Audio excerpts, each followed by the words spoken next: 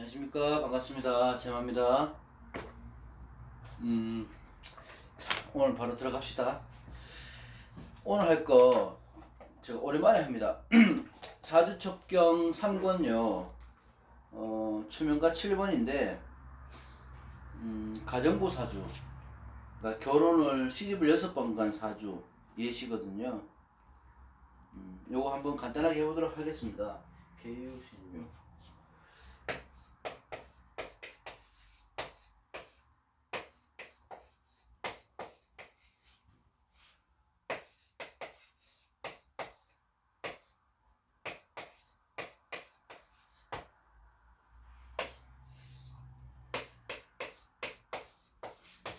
개유신유 운유 병자.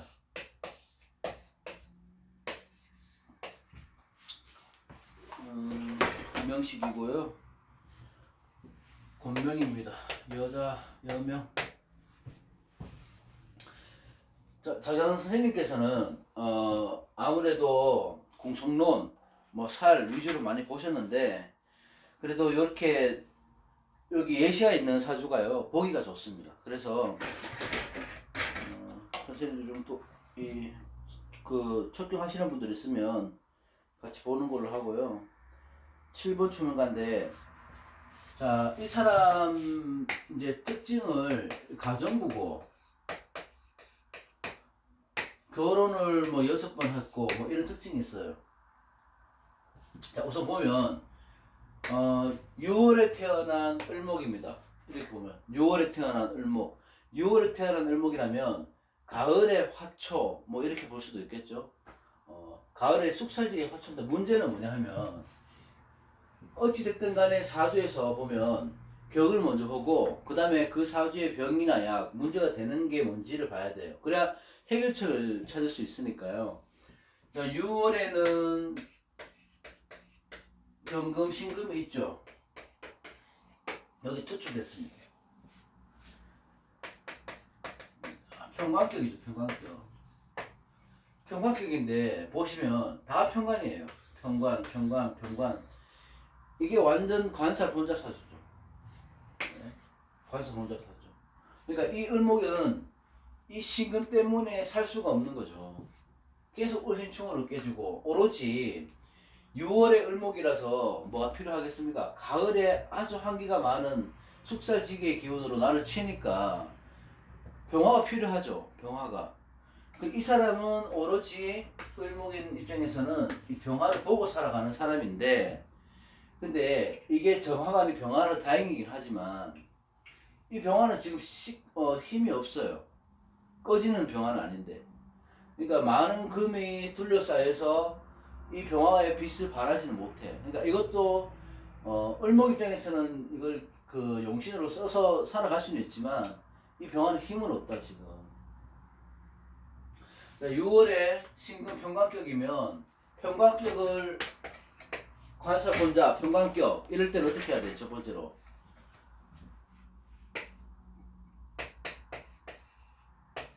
살인 상생을 시켜줘야 된다. 이 평관은 지금 살로 바뀐 거예요. 살을, 나를 공격하고 내 초목을 숙살지기라는 칼로 이렇게 잘라내는 거라고. 그러니까 내가 조금 일어서려고 하면 잘라내고 일어서려고 하면 잘라내는 거야. 그러니까 생활이 얼마나 버겁겠습니까, 삶 자체가. 거긴데 일단 우선 이 평관이 관살 혼잡으로 되어 있으면 살인상생, 인성을 빼주는 게 우선이 되든가, 아니면 식상으로 제사를 해주든지. 그죠? 또 한 가지 뭐 있습니까? 평관을 합사를 해주든지. 이렇게 되죠. 자, 근데 봅시다. 자, 첫 번째 제일 좋은 건 살인상생입니다. 이 많은 관을 인성으로 빼줘서 내 뿌리를 만들어주면 내가 근근히 버틸 수 있는데, 이 경우는 뭐냐면 금생수로 해서 뿌리로 해주고 수생목이 될 것 같지만, 그러면 을목 자체가 어차피 지금 수사직에 한기가 있기 때문에 성장을 못해요. 그러니까 이것도 좋은 방법이 안 된다는 거죠. 아무리 인성이라 하더라도 너무 사주가 한기가 강하잖아요. 차갑잖아요. 그러면 이 병화를 살려야 되는데 지금 자수를 금생수 수생목으로 가버리면 나한테는 금은 흉이란 말이에요. 이거는 어찌됐든 간에 나는 이걸 피해야 돼. 없애야 돼요. 근데 이게 더 강해지는 거거든. 그럼 사회 상승도 안 됩니다. 이 사주는. 그럼 두 번째는 식상제사는 되나? 그러면 목생화해서 병신화 이렇게 할 수 있나 없나? 운에서 들어왔을 때는 만약에 괜찮을 거라 보여요. 운에서 들어왔을 때는. 이것도 나쁘지는 않지만 운에서 병화가 들어왔을 때 근데 이 병화가 그냥 들어오면 안 되죠. 뭐 병인이나 병호나 병술이나 이런 식으로 들어와서 병신합을 해서 평간을 잡아줘야지 좋은 거예요. 평간을 잡아줘야지. 네? 근데 그런 경우가 있겠죠. 그러니까 대운 자체에서는 이럴 때는 좀 나았을지 모르겠지만 또 여기 진행하고 나면 또 그 자리로 가는 거예요. 크게 지금 문제가 많은 사실이죠. 이거는. 세 번째는 칠사를 잡아주는 합사를 하는 경우가 있는데 이 경우죠. 이 경우. 그러니까 을목인 양간은 양인 합사를 하는 거고요. 그죠? 음간은 상관 합사를 해야 되는 거예요. 상관 합사를. 그러니까 상관 합사를 해서 이 관을 잡아줄 때는 성격이 되는데 잠깐 그렇게 된다고. 잠깐. 그러니까 시간이 지나면 또 오산태로 돌아와주는 거예요. 오산태로. 그러니까 이 사주는 이 병화를 잘 써야 되는데 병화가 힘이 없어 고립이 돼 있으니까 참 이렇게 보면 참 아픔이 많겠다. 그죠? 그렇게 되고 자유기문, 금수강한, 금수상장 이렇게 돼버리면 아무래도 정신적인 스트레스나 아니면 뭐 예를 들어 우울증, 공황장애, 뭐 신병 이런 것들은 기본적으로 좀 갖고 살아가는 분이죠.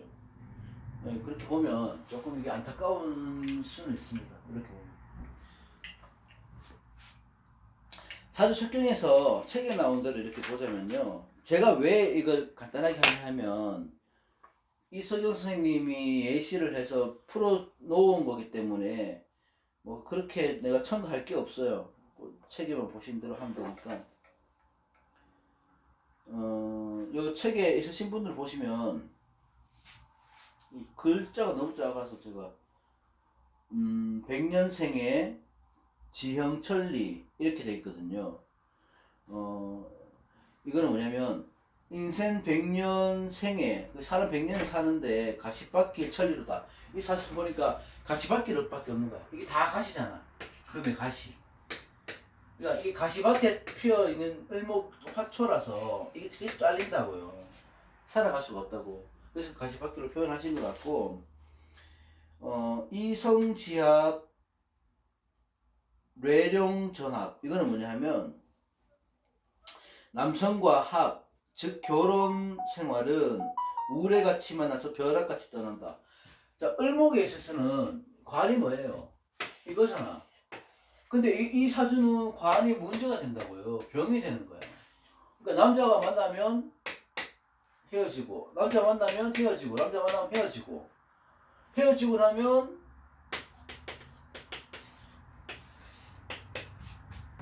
아니야, 경금, 을교합으로 또 암합에서 만나게 되고, 이 사람하고 헤어지면 또 이 일경합, 또 일경합 이렇게 해서 만나는 거예요. 암합으로 해서. 그래서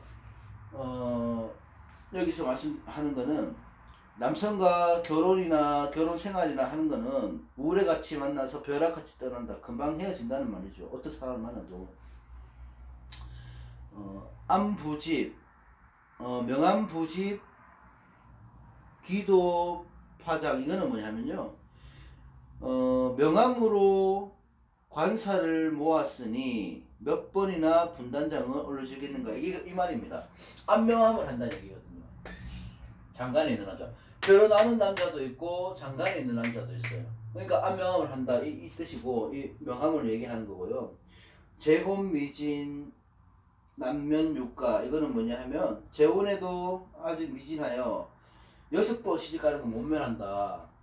그 6번 시집을 갔다는 얘기거든. 이게 실제로 보신 거니까. 그러면 왜 6번인지는 잘 모르겠는데 들어간 남자하고 숨겨놓은 남자하고 이렇게 해서 6번 하지 않았을까 이런 생각을 하고요.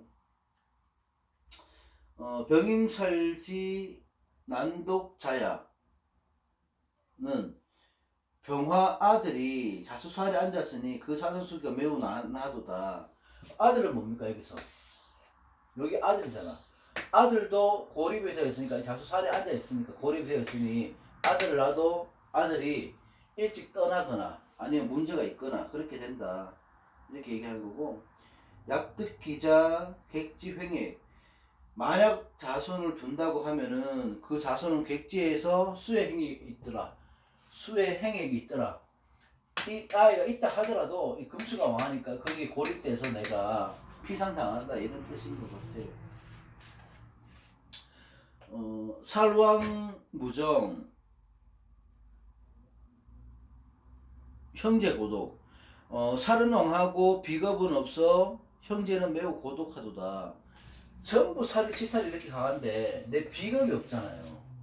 그 내가 비겁이 없다고 하는 거는 내가 기댈 곳이 없다는 거야. 기댈 곳이. 형제든 친구든. 그래서 형제든 친구들 기댈 곳이 없으니까 만약에 있다 한들 이 형제는 그 형제 우는 고독하다, 불안정하다 이렇게 보는 거고요. 목화 금상 근통 골통, 이거는 뭐냐면 을목이 태양한 금을 만나서 신경통 관절염에 요걸 본다. 을목은 뭡니까? 머리, 두통, 신경 이런 것들이 을간목은, 그죠? 근데 금은 뭐냐면 뼈 질환 그런 것들이니까, 관절통 이런 거니까 이게 다 피상 당하는 거고. 그러니까 많은 게에서 문제가 될 수도 있고, 건강은 내가 금목 상정에서 공격당하는 것도 문제가 될 수 있어요. 그러니까 금목 상정이 되면 어찌됐든 간에 모든 것들이 다 피상당합니다. 그럼 내가 안 아픈 데가 없는 거예요. 다 아픈 거예요. 다 아파. 그렇게 되면.